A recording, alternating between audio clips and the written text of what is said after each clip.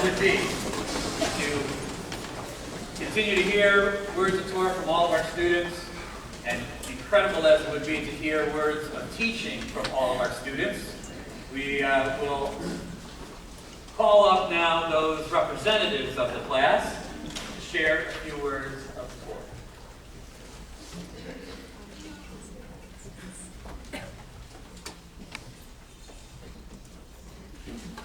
Shabbat Shalom. Shabbat Shalom. Welcome to our B'nai Mitzvah celebration.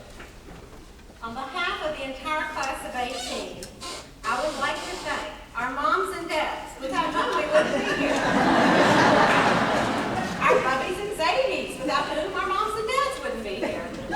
Our sisters, our brothers, our spouses, our significant others, our children, our dogs, our cats, our out-of-towners, our in-towners, our friends, our enemies, our family, our teachers, Sarah, Rabbi Paley, and of course Debbie Maserano for her guidance, Gaia Ben Glass for her diligence, and our ever-patient and courageous Moses, Cantor Crow. Speaking of Cantor Crow, as many of you know, he is retiring in just 1 week and will become our Cantor Emeritus. Our class felt a deep sense of responsibility to make this, his last B'nai Mitzvah class, unforgettable.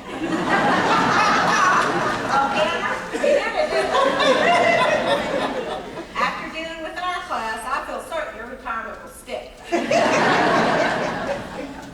Yes, it was just a short 10 months ago that our class met for the first time. Some of us were complete strangers, while others were longtime friends. We range in age from early 30s to late 60s. 15 of us had at least one Jewish parent, while 3 of us are Jews by choice. But then again, aren't we all? We hail from California to New England, from Florida to Canada, with 3 from right here in Big D. Some of us grew up in very small southern towns in Arkansas and Mississippi, with even smaller Jewish populations, while others call home to the largest cities in the U.S., such as New York and Boston, whose Jewish populations are well known. My classmates and I have been Temple Shalom members for an average of almost 11 years, ranging from 1 year to 27 years. Oh, and just in case you're wondering, like all Bar and Bat Mitzvah students, we kept the tradition of doing a mitzvah project. I am proud to report that our class donated to Chai House, community homes for adults, the funds for a new vacuum cleaner, and other needed supplies. Today is the culmination of 10 months of study, both in and out of the classroom. When we began this journey, 17 of us could not even read the Hebrew alphabet. Moments ago, you witnessed each of us linking ourselves to our Jewish heritage by actually reading Torah. Totally awesome. Speaking of Torah, the Parsha of the week is multifaceted and has difficulty staying on one topic. Sound familiar, class? The portion begins with the rules of the work of the Levites, jumps to discussing the allowable exceptions to the Passover sacrifice, and continues on to cover part of our time of wandering in the desert with the guidance of a cloud. So what does this Torah portion mean for this class? Jewish educators have a saying: we do not choose our Torah portion, it chooses us. That each Bar and Bat Mitzvah student usually finds one word, one verse, or one chapter of the Parsha that speaks to their heart. For me personally, it is the few verses in this portion dedicated to the instructions for sounding the silver trumpets to move our people through the desert. The different blasts, teruah, tekiah, were used to signal which divisions would move in what direction. The use of the words teruah and tekiah reminds me of the shofar service during the High Holy Days and triggers wonderful memories of my father, of blessed memory, blowing the shofar in our small congregation in Mississippi. Another part of this parsha, which may resonate well with other members of my class, discusses the sibling rivalry among Moses, Miriam, and Aaron. Of course, my two sisters who are here with me today would know nothing about that. Finally, the part of this Torah portion that seems to best connect our class directly to our ancestors chronicles the difficulties and trials of the Israelites as they journeyed for 40 years to the Promised Land. This parallels our own 40-week voyage filled with uncertainty and challenges as we marched our way through study and preparation. And like the wandering Israelites, there was one word that spoke for all of us: mit-oneni, better recognized as vegetable. And now Jill will explain further.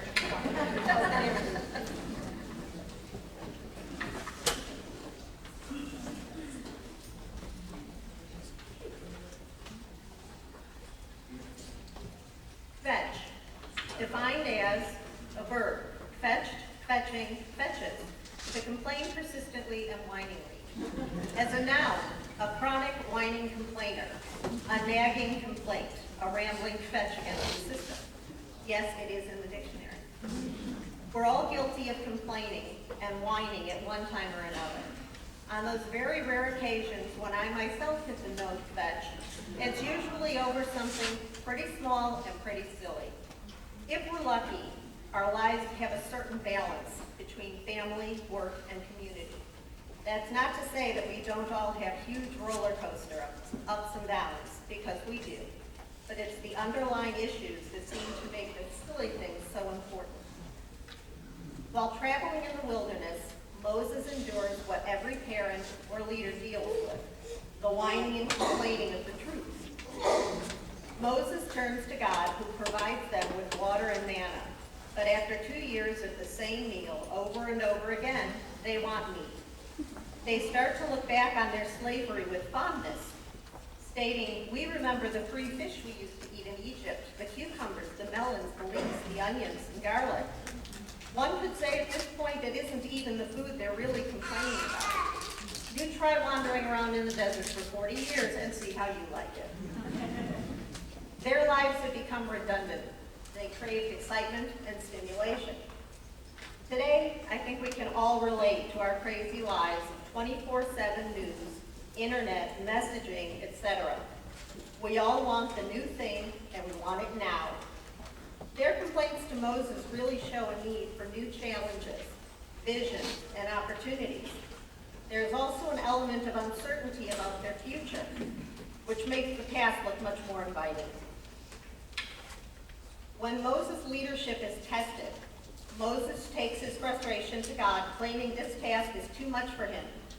If you've ever chaired a committee, run a board meeting, or sat in a long business meeting, or a Hebrew class with 18 strong opinionated participants, we all reach that point of, this is just too much. But God doesn't tell him to give up or to do it alone. Moses is told to face his problems with the help of others. Gather those around you to share the burden of leadership, to shape their collective future.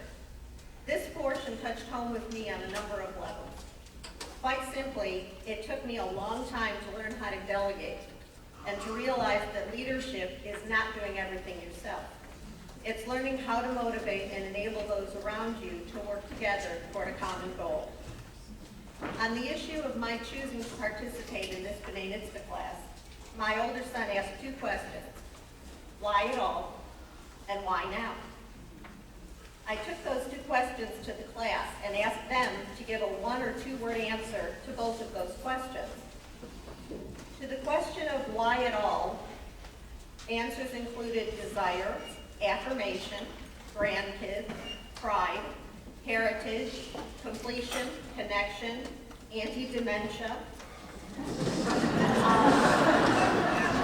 lifelong fulfillment, and Anna. You know who you are.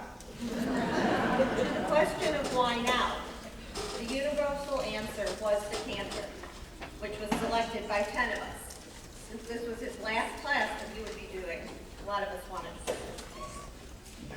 included friendship, time, convenience, and the simple answer, why not? For me, the idea of becoming a bat mitzvah was one I've thought about for about the last 10 years or so. But between my involvement in way too many things, and work, and my family, I just didn't have the time to put into it. If I was going to do this, I wanted it to be successful. With encouragement from some good friends, I decided I was going to do this. The time was right. It has been an experience to remember, to giggle about, to laugh, and you can add whatever other words you'd like to add into that. Whatever our reasons for engaging on this journey initially, we have now completed this milestone as a class, a little tired, a little mentally worn out, but more than a little proud of ourselves, our classmates, and our achievement. Please share in our enthusiasm and celebrate with us today, and may we